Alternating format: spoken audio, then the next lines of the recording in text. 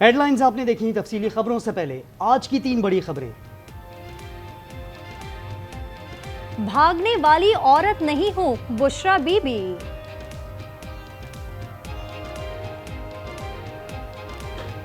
मदारिस की registration bill पर अब मौलाना नाराज हैं।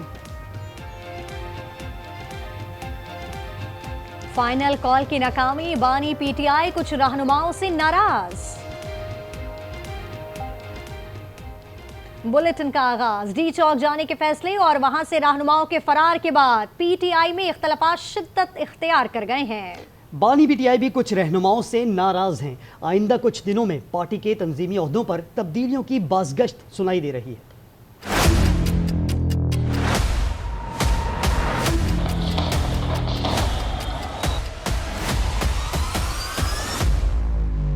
पीटीआई की फाइनल कॉल तो अंजाम को पहुंची, लेकिन पार्टी में उसके बाद बड़ी दरारें पड़ने लगी।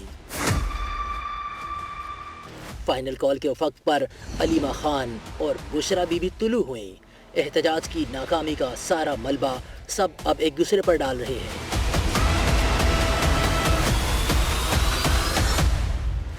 बानी पीटीआई जेल में है और कुछ नहीं कर सकते। अपने भाई से मिलने के बाद अलीमा खान ने अडियाला जेल के बाहर कुछ ज्यादा ही सच बोल दिया। कहती हैं बानी पीटीआई को अब किसी पर एतमाद नहीं।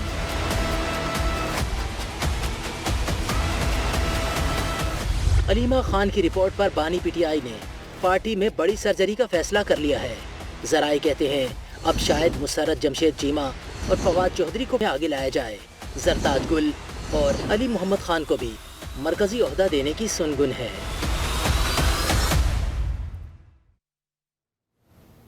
एक तरफ पार्टी में सर्जरी के बाद तो दूसरी तरफ साबिक वफाकी वजीर फवाद चौधरी ने कहा है कि बानी पीटीआई हुकूमत के साथ मुज़ाकरात के लिए तैयार हैं।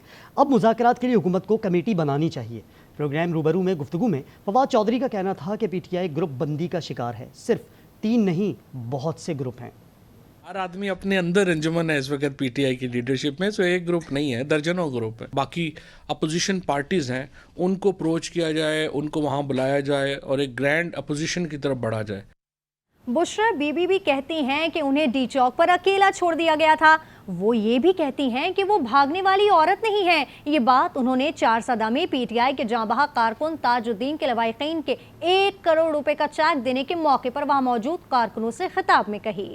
मैं इतनी तकलीफ में थी इतने दिनों से, क्योंकि इतनी शहादतें हुई हैं जिसकी वजह से मुझे ये समझ ही नहीं आ रही थी कि लोग गलत और झूठ क्यों बोल रहे हैं। मैं भागने वाली औरत नहीं हूँ और जो खान के लिए निकले हैं उनको तो बिल्कुल छोड़ के मैं नहीं अकेला जा सकती। किसी को नहीं पता था मेरी गाड़ी कौन सी है। डी चौक पे मैं 12:30 बजे तक बिल्कुल अकेली थी अपनी गाड़ी में। उसके बाद बहुत सी गाड़ियाँ जो आई थी वो उसके बाद आई थी, क्योंकि वो डी चौक ज़बरदस्ती खाली करा रहे थे। भी वहाँ से नहीं हटी थी क्योंकि खान ने नहीं कहा था कि हटना है। मैंने सबको कहा था कि मुझे अकेले नहीं छोड़ना, लेकिन सबने मुझे अकेले छोड़ दिया था और मैं वहाँ बिल्कुल अकेली थी। ये सिर्फ मैंने आपको बताना है कि बीवी वहाँ अकेली थी और सब छोड़ के जा चुके। जो वहाँ ज़बरदस्ती रोड खाली करा रहे थे वो खुद भी गवाए। और जब मैं वहाँ से नहीं जा रही थी तो सीधी मेरी गाड़ी पे फायरिंग और बाकी जो काफिला है वो बाद में आया था। बुशरा बीबी के बयान पर रद्द-ए-अमल भी आया। डी चौक से फरार का मामला अब एक डरावना ख्वाब बन गया है। मुखालफिन ने तो जो जुमले कसने हैं। गवर्नर खैबर पख्तूनख्वा फैसल करीम कुंडी कहते हैं कारकुनों को अकेला छोड़ने का भाषण देने वालों ने कारकुनों को बेयारो मददगार छोड़कर फरार होने में आफियत जानी।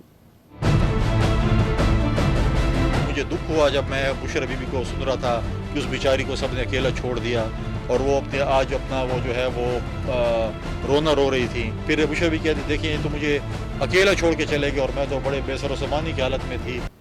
वज़ीर इत्तलात पंजाब अस्मा बुखारी ने भी बुशरा बीबी को आड़े हाथों लिया। ये भी कहा कि वो तो पर्दे के बगैर निकलती ही नहीं थी, लेकिन लॉन्ग मार्च में कोई पर्दा नहीं था।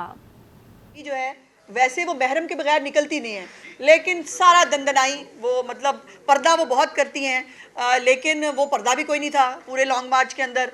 वो महरम का भी कोई शिक नहीं थी। आज वो कोर्ट में पेश नहीं हुई, लेकिन वो उस एक शहीद के घर गई हैं बकौल उनके, जिनको उन्होंने 1 करोड़ रुपए का केपीके की गवर्नमेंट से जो है वो लेकर इनको दिया। वहाँ जाने के लिए उनके पास टाइम भी है, वहाँ वो जा भी सकती हैं, लेकिन वो अदालत में पेश नहीं हो सकती बिकॉज वहाँ पे हीरो का जवाब देना पड़ेगा। वो कहती हैं भागी नहीं है तो तुम ही बतलाओ कि हम बतलाएं क्या। भागने भगाने की एक लंबी लिस्ट है, वो मुझसे ना सुने तो बेहतर है। सियासी मंजरनामे के बाद शामिल करते हैं अदालती खबरें। तोशाखाना 2 केस में बुशरा बीबी के काबिल जमानत वारंट गिरफ्तारी जारी कर दिए गए। FIA investigation officer Shahid Parvez को काबिल जमानत वारंट की तामील का हुक्म दे दिया गया है। स्पेशल जज सेंटर शाहरुख अर्जुमन ने बुशरा बीबी के काबिल जमानत वारंट जारी किए।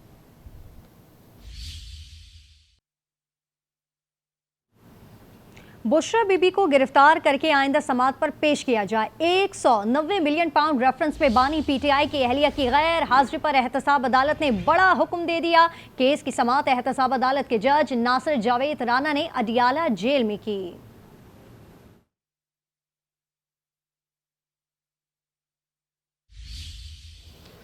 रावलपिंडी की इंसदाद दहशत गर्दी अदालत ने उमर अयूब समेत गिरफ्तार 5 PTI रहनुमाओं को रिहा कर दिया। पुलिस ने उमर अयूब, राजा बशारत, अहमद चट्ठा और मलिक अजीम को पेश किया। अदालत ने रिमार्क्स दिए कि पेशावर हाई कोर्ट से जमानत होने के बावजूद इन रहनुमाओं को क्यों गिरफ्तार किया गया। अदालत ने पुलिस के 5 अफसरान को तौहीन अदालत के नोटिस जारी कर दिए और तमाम मुल्जिमान को कमरे अदालत से ही रिहा करने का हुक्म दिया।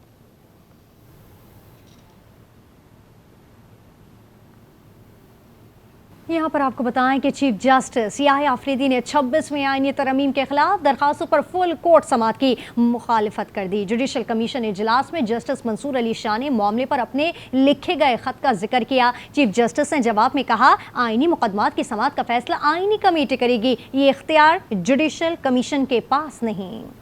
आईनी मुकदमात की समाअत का फैसला आईनी कमेटी करेगी, ये इख्तियार जुडिशल कमीशन के पास नहीं। चीफ जस्टिस का जस्टिस मंसूर अली शाह को जवाब। 26वीं तरमीम पर दरखास्तों की फुल कोर्ट समाअत की मुखालफत कर दी। जस्टिस याह्या अफरीदी की सरबराही में जुडिशल कमीशन के 3 अहम इजलास। पहले इजलास में पेशावर हाई कोर्ट के जजेस की तैनाती पर गौर किया गया। दूसरा इजलास सिंध हाई कोर्ट के जजेस की तैनाती के लिए मुनक्किद हुआ। तीसरे इजलास में जस्टिस शाहिद बिलाल हसन की आईनी बेंच में शमूलियत का मामला जेर बहस आया। जराये के मुताबिक जस्टिस शाहिद बिलाल हसन को अक्सरियत से आईनी बेंच का हिस्सा बना लिया गया। हाई कोर्ट में एडिशनल जजेस की तैनातियों का मामला 21 दिसंबर तक मुअख्खर कर दिया गया। सिंध हाई कोर्ट के आईनी बेंच के लिए जस्टिस अदनान करीम और जस्टिस आगा फैसल को नामजद किया गया। इजलास में 26वीं आईनी तरमीम की समाअत पर भी गुफ्तगू हुई। जस्टिस मंसूर अली शाह ने मौक़िफ़ इख्तियार किया। उन्होंने खत्म मामला फुल कोर्ट के सामने मुकर्रर करने का जिक्र किया था। जस्टिस याह्या अफरीदी ने इस तजवीज़ की मुखालफत कर दी। चीफ जस्टिस की राय को अक्सरियती मेंबरान की हिमायत हासिल रही। जुडिशल कमीशन ने जजेस की तैनाती के लिए रूल्स की तैयारी को तरजीह देने का फैसला कर लिया। इजलास का एलामिया जारी कर दिया गया। जस्टिस मंदोखेल की सरबराही में रूल्स बनाने के लिए 5 रुकनी कमेटी कायम कर दी गई। कमेटी में अटॉर्नी जनरल और बैरिस्टर अली जफर शामिल हैं। फारूक एच नाइक और अख्तर हुसैन एडवोकेट भी कमेटी का हिस्सा होंगे। कमेटी को सेक्रेटरी जुडिशल कमीशन की खिदमात हासिल होंगी। कमेटी 15 दिसंबर तक रूल्स का मसवदा तैयार करेगी। और अब जिक्र ज़िला कुरम का, तो ज़िला कुरम में फ़िरक़ैन का गैर मुआयना मुद्दत तक जंगबंदी पर इत्तेफाक हो गया। ग्रैंड जिरगे के हतमी फैसले तक मोर्चे खाली करने का भी फैसला हुआ है। मुशीर इत्तलात खैबर पख्तूनख्वा बैरिस्टर सैफ कहते हैं कि ज़िला कुरम में ग्रैंड जिरगे में दोनों फ़िरक़ैन के 100 से ज़्यादा अफराद की मुश्तरका नशिस्त हुई। वज़ीर आला ने ग्रैंड जिरगे की कोशिशों को सराहा है। जराइम से जुड़ी खबरें शामिल करेंगे। रुख करेंगे कराची का, जहां जायदाद के लिए बेटों के हाथों मां का कत्ल हुआ। वाक़े के बाद से 2 बेटे फरार हैं। पुलिस ने मुकदमा दर्ज करके मुख्तलिफ पहलुओं पर तफ्तीश शुरू कर दी है। शाहजेब हुसैन की रिपोर्ट देखिए। एक मकान और एक प्लाट का तनाजा, 2 बेटों ने मां को बेदर्दी से मार डाला। कराची के इलाके औरंगी टाउन सेक्टर 10 फकीर कॉलोनी में 8 बच्चों की मां को आजार बंद गले में डालकर कत्ल किया गया। मकतूल इज्जत परी शौहर के इंतकाल के बाद अपने बच्चों के साथ रह रही थी। भांजे और पड़ोसियों का कहना था कि बच्चे जायदाद अपने नाम कराना चाहते थे, जिस पर आए दिन झगड़ा होता था। एक ये घर था और एक सरजानी टाउन में छोटा सा मकान था। इसके अलावा इनका कोई ख़ास आमदन नहीं था। वो यही गिला करती थी कि मेरी औलाद जो है, मैंने उनके साथ इतना कुछ किया है तो वो बिल्कुल ताउन नहीं कर रही है। SHO मोमिनाबाद शहबाज यूसुफ ने बताया कि दोनों बेटे मुख्तियार और खलील कत्ल के बाद फरार हैं। जामिया पंजाब के तालिब इल्म को गोली यूनिवर्सिटी के अंदर ही लगी। पुलिस ने मुकदमे में नामजद मुल्जिमान दिलावर और हुज़ैफा को हिरासत में ले लिया। रियाज अहमद की रिपोर्ट मुलाहिजा कीजिए। पंजाब यूनिवर्सिटी में जेंडर स्टडीज के तालिब इल्म राना अमार की हलाकत के मामले ने नया रुख इख्तियार कर लिया। जराये के मुताबिक मकतूल अमार को मोटरसाइकिल सवारों की नहीं बल्कि गाड़ी के अंदर से ही चलने वाली गोली लगी। वाक़े के वक्त मकतूल अमार अपने दोस्तों दिलावर और हुज़ैफा के हमरा जिम्नेजियम के करीब खड़ी की गई गाड़ी में मौजूद था। दिलावर ड्राइविंग, अमार फ्रंट सीट, जबकि हुज़ैफा नामी तालिब इल्म पिछली सीट पर बैठा था, जिसके पास असलहा भी था। नामालूम वजूहात पर गाड़ी के अंदर होने वाली फायरिंग से अमार जख्मी हुआ, फिर अस्पताल में जान की बाजी हार गया। फायरिंग के वाक़े के बाद हुज़ैफा मौके से फरार हो गया, जबकि ड्राइविंग सीट पर मौजूद दोस्त अमार को लेकर अस्पताल पहुंचा। वाक़े की FIR में दिलावर और हुज़ैफा को नामजद किया गया है। ज़राए के मुताबिक पुलिस मुकदमे में नामजद मुल्ज़मान दिलावर और हुज़ैफा को हिरासत में लेकर तहकीकात शुरू कर दी हैं। कराची के इलाके किमाड़ी में शादी की तकरीब में हवाई फायरिंग से 13 साला लड़का जाँ बहक और 2 अफराद जख्मी हो गए। SSP के मुताबिक गली में लगे टेंट में तकरीब के दौरान हवाई फायरिंग की गई। लड़की की लाश और जख्मियों को निजी अस्पताल मुंतकिल किया गया। पुलिस ने मौके पर पहुंचकर 3 अफराद को गिरफ्तार कर लिया। ब्रेक के बाद आप देख सकेंगे शादी हॉल्स पर टैक्स लगा दिया गया। बिला वजह लोगों को क्यों गिरफ्तार किया गया?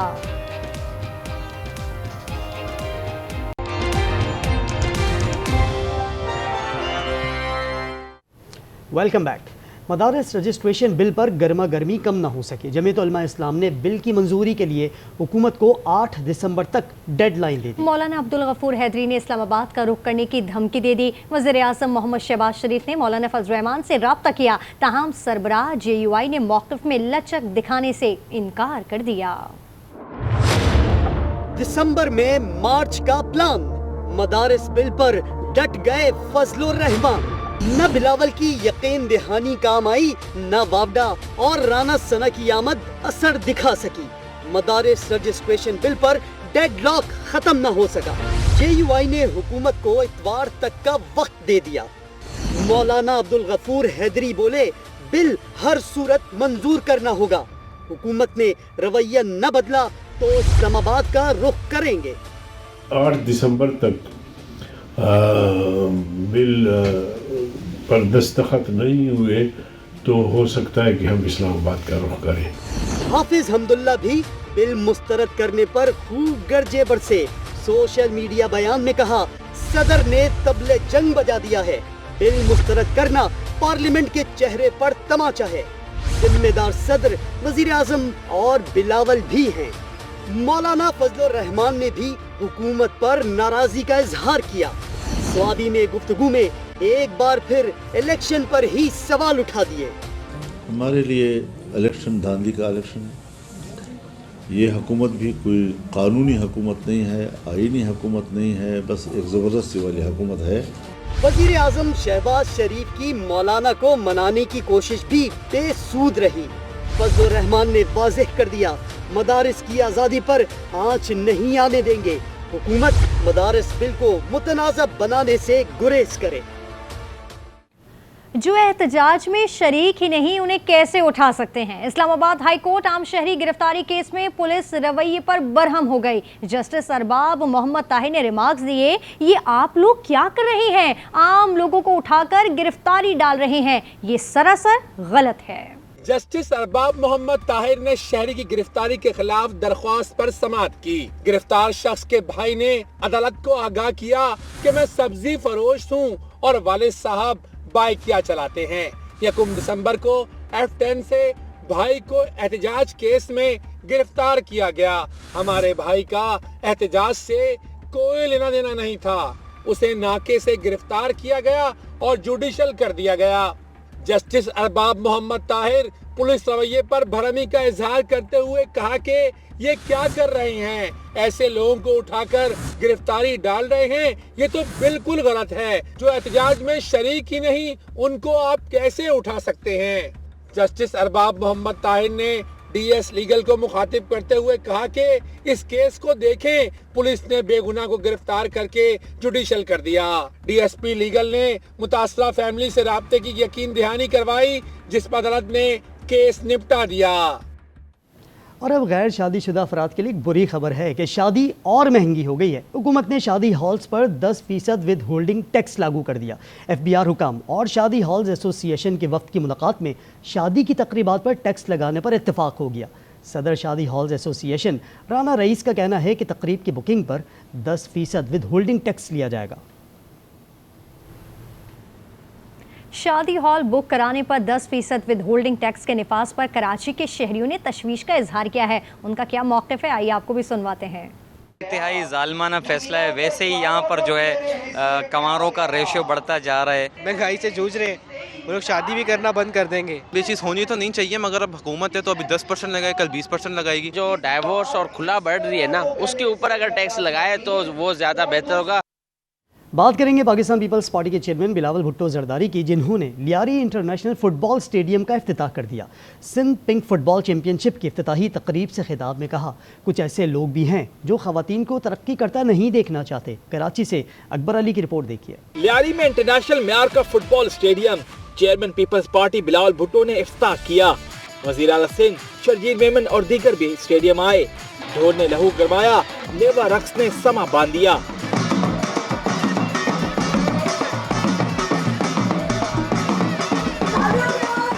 तकरीब से खिताब में बिलावल भुट्टो बोले, कुछ लोग मुल्क को इंतशार की तरफ धकेलना चाहते हैं। जल्द सिंध की खवातीन दुनिया भर में पाकिस्तान को लीड करेंगी। इस मुल्क में ऐसे सोच रखने वाले लोग हैं जो इस मुल्क के नौजवानों को इंतहा पसंदी की तरफ धकेलना चाहते हैं। मैं अपने नौजवानों को तरक्की करते हुए देखना चाहता हूँ। स्पोर्ट्स एंड यूथ डिपार्टमेंट के तहत Sindh pink ball football championship का आगाज। सूबे के मुख्तलिफ अजला की 16 टीमें इन एक्शन। ग्राउंड भी अच्छा है, ये इवेंट बार बार होना चाहिए, बच्चों का मोराल बढ़ता है। इससे यकीनी तौर पर एक टैलेंट निकल कर आएगा। टीम रजा इवेंट का फाइनल इतवार को खेला जाएगा। कैमरामैन शकील बलोच के साथ अकबर अली, आज न्यूज़, कराची।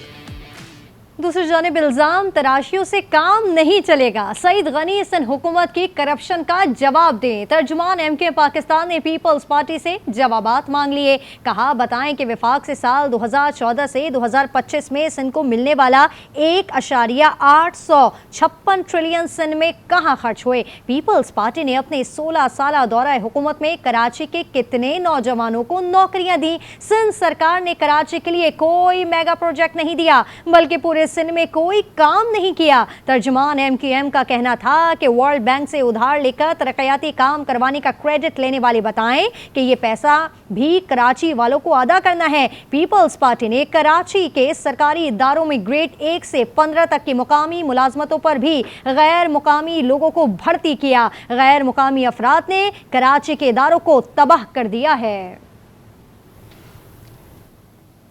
अब जिक्र वज़ीर आला पंजाब मरियम नवाज़ का, जिन्होंने CM Punjab free solar panel scheme का बाकायदा इफ्तिताह कर दिया। मरियम नवाज़ का कहना था कि स्कीम का मकसद आवाम को महंगी बिजली से मुस्तकिल रिलीफ देना है। पंजाब में 1 लाख सार्फिन के लिए CM Punjab free solar panel scheme की लॉन्चिंग कर दी गई। मरियम नवाज ने फ्री सोलर पैनल स्कीम का बाकायदा इफ्तिताह कर दिया। वज़ीर आला ने कहा कि फ्री सोलर पैनल स्कीम का मकसद अवाम को महंगी बिजली से मुस्तकिल रिलीफ देना है। अवाम के वसाइल अवाम की सहूलत और रिलीफ के लिए ही खर्च होंगे। सेक्रेटरी एनर्जी ने ब्रीफिंग में बताया कि पंजाब के सार्फिन आज से ही SMS या ऑनलाइन पोर्टल पर घर बैठे मुफ्त सोलर पैनल के लिए अप्लाई कर सकते हैं। साल भर में 1 लाख सोलर सिस्टम लगाए जाएंगे। महाना 200 यूनिट तक सर्फ करने वाले सार्फिन को सोलर सिस्टम मुफ्त दिया जाएगा। ब्रीफिंग में मजीद बताया गया कि स्कीम में शफाफियत यकीनी बनाने के लिए कंप्यूटराइज्ड कुरानदाजी की जाएगी। पंजाब में 1 लाख सोलर सिस्टम इंस्टॉल करने से 57,000 टन कार्बन का अखराज कम होगा। फ्री सोलर पैनल स्कीम से वफाकी हुकूमत पर भी सब्सिडी का बोझ कम होगा। शामिल करेंगे खबर खेल के मैदान से। ICC चैंपियंस ट्रॉफी पर मामला तय पा गए। भारतीय मीडिया के मुताबिक पाकिस्तान की मेज़बानी में चैंपियंस ट्रॉफी 2025 हाइब्रिड मॉडल के तहत होगी। BCCI ने पाकिस्तान की जानिब से दिया गया पार्टनरशिप फार्मूला तस्लीम कर लिया है। भारतीय मीडिया के मुताबिक ICC की जानिब से हतमी ऐलान 1-2 रोज में कर दिया जाएगा।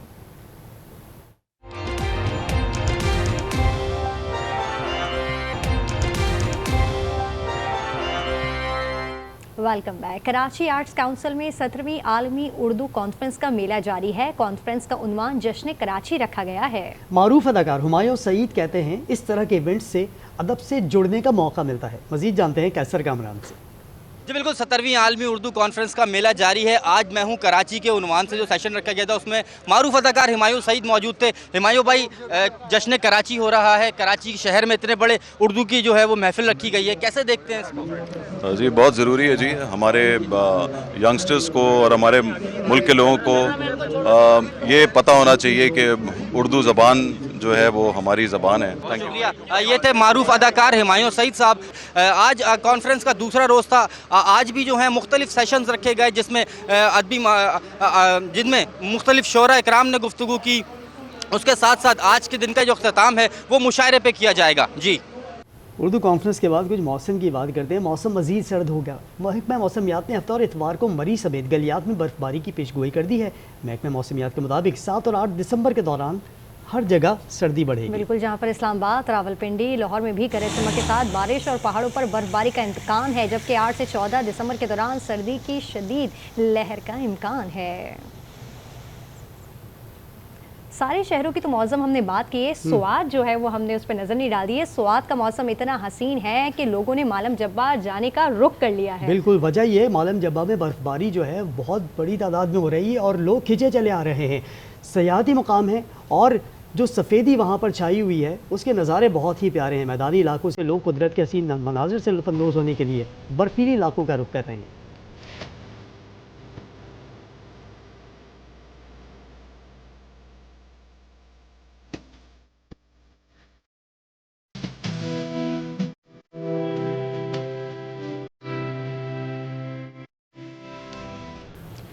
मालम जब्बा के हसीन नज़ारों के साथ आज 9 बजे अपने इख्तिताम को पहुंचा। फिल वक्त इतना ही। एक ब्रेक के बाद हाजिर होंगे न्यूज़ हेडलाइंस के साथ। आप देखते रहिए आज न्यूज़।